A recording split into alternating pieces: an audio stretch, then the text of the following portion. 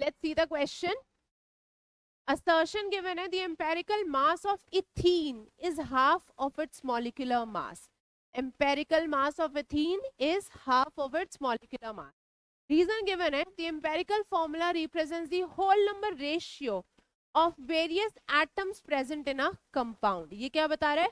Whole number ratio of the various atoms in the compound. ठीक है? Sorry, let's look at the options. The options say both assertion and reason are true, and reason is the correct explanation of assertion. Second, assertion, reason are true, but reason is not the correct explanation. Third में बोला है assertion सही है, the reason is false. And D में क्या बोला है, the assertion is false but the reason is true. तो एक बारी सारे ऑप्शंस स्टडी करेंगे, ठीक है, एक दोनों स्टेटमेंट स्टडी करेंगे, बट पहले देख लेते हैं कॉन्सेप्ट. चिल्ड्रन मास की बात हो रही है, तो यहाँ पे दो टाइप के या दो कॉन्सेप्ट हैं, the empirical formula and the molecular formula. ठीक है, एम्पेरिकल फॉर्मूला और मॉलिक्यूलर फॉर्मूला की बात कर रहे हैं हम इस क्वेश्चन. तो एक बार ही डिस्कस कर लेते हैं क्या सही है दोनों में से, क्या गलत है. Empirical mass of ethene is half of the molecular mass. तो इथीन चिल्ड्रन C2H4 मॉलिक्यूल है, राइट. अब इथीन का मॉलिक्यूलर मास अगर हम कैलकुलेट करें, the molecular mass of ethene कितना हो जाएगा, 2 × 12U.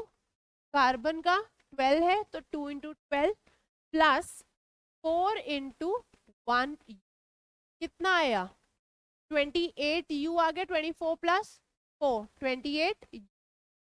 अब अगर चिल्ड्रन मैं इसके एम्पेरिकल फॉर्मूला की बात करूं, एम्पेरिकल फॉर्मूला किसको रिप्रेजेंट करता है, द सिंपलेस्ट रेशियो. तो इसके लिए एम्पेरिकल फॉर्मूला क्या हो जाएगा, empirical formula of ethene P = CH. ठीक है, रेशियो 1:2 आ जाएगा, तो फॉर्मूला क्या आया, CH2. अगर अब एम्पेरिकल मास कैलकुलेट कर लेते हैं, एम्पेरिकल मास क्या हो जाएगा, 1 × 12U. कार्बन का एक ही एटम है हमारे पास, प्लस 2 × 1U. तो ये कितना आ गया, 14U, right.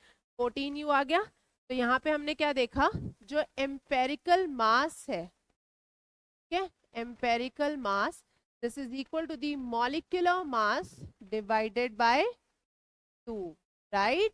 14 is equal to 28/2. अब असर्शन यही गिवन था, the empirical mass of ethene is half of the molecular mass. तो फर्स्ट स्टेटमेंट यानी कि असर्शन करेक्ट प्रूव हो गया.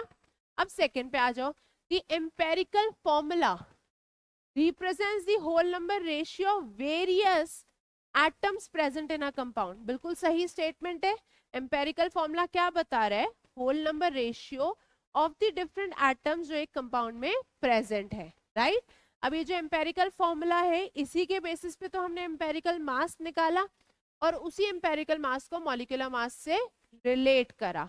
तो ये डेफिनेशन हमारे फर्स्ट पॉइंट यानी असर्शन को करेक्टली एक्सप्लेन भी कर रही है. दोनों स्टेटमेंट्स करेक्ट भी हैं and it is also explaining the concept well. तो हमारे पास यहाँ पे आंसर क्या रहेगा children, the correct answer is option A. Both assertion and reason are true and reason is the correct explanation of the assertion.